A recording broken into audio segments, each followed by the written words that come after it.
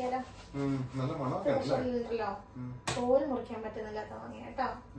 ഇങ്ങനെ പണ്ട് നമ്മളൊക്കെ കഴിക്കൂലായിരുന്നോ? ചെറുപ്പത്തിലൊക്കെ കഴിക്കൂല ഇങ്ങനെ കടിച്ചിങ്ങനെ വലിച്ചിട്ട് ഇങ്ങനെ തോല് മാത്രം ബാക്കി വെക്കണേ. അതേപോലെ കഴിക്കണേ. അല്ല, ഇത് കിട്ടുന്നില്ല. ഇത് ഞാൻ ചെത്തിയിട്ടുണ്ട്. പിന്നെ മാങ്ങ കാണിയല്ല ബാക്കി കഴിക്കാനുള്ളത്. ഫുള്ളും തോലിന്റെ കൂട്ടത്തിൽ മാങ്ങ മുഴുവൻ പോകും. ബദാമിയാണോ? പിന്നെ ഇതിന്റെ പുറത്ത് അങ്ങനെ എഴുതിയിരുന്ന, പക്ഷെ ഇത് ബദാമിയാണല്ലോ തോന്നുന്നു. മാംഗോ ഫെസ്റ്റിവൽ ആയിരുന്നു. ലുലുവിലും അതെ, സഫാരി മോളിലും അതെ മാംഗോ ഫെസ്റ്റ് നടക്കുന്നുണ്ട്. മാംഗോ ഫെസ്റ്റിവലാ.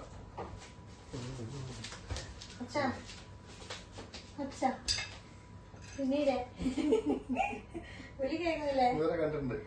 വിളി കേട്ടാൽ എന്ത് പറയണം?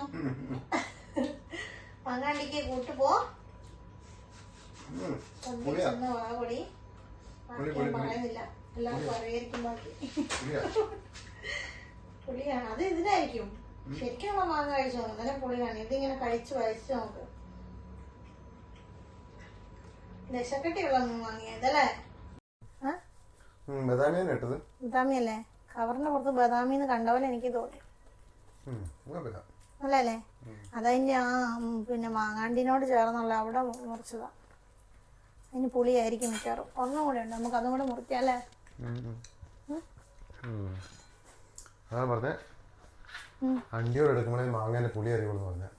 അത് അങ്ങനെ ചുമ്മാതെയാന്നാണ് നിങ്ങക്ക് വിചാരം.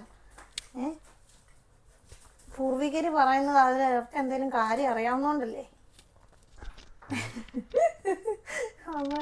നമുക്കറിയത്തില്ലാതെ പറയുന്ന പോലെയാണോ? അവർക്കറിയായിരിക്കും. നമ്മളായിരിക്കുമല്ലോ അവരങ്ങനെ പറഞ്ഞിട്ടുണ്ടാവുക. പുളി അറിഞ്ഞില്ലേ?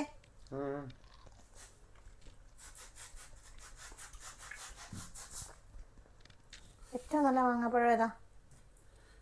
ഏറ്റവും നല്ലത് അൽഫോൻസാണോ? എനിക്ക് അൽഫോൻസാണോ തോന്നുന്നേ. നിങ്ങക്ക് എന്താ മനുഷ്യ എന്റെ പേരിനോടൊരു പുച്ഛം? അച്ഛാ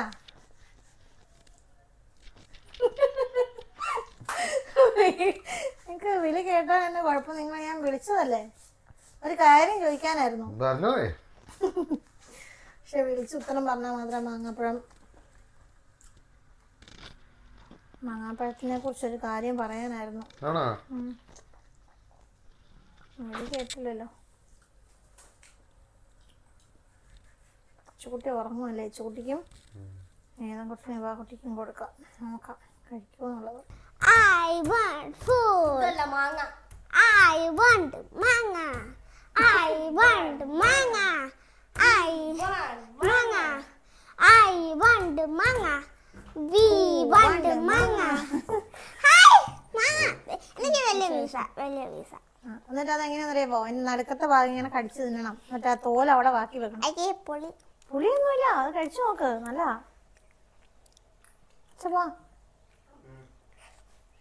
കടിച്ചു തന്നെ.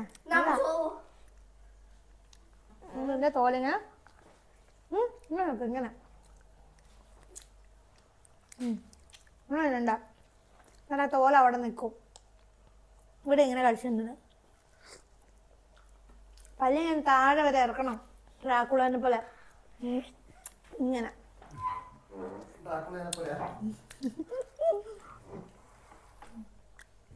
എന്നിട്ട് ഇതിങ്ങ് വലിച്ചെടുക്കണം.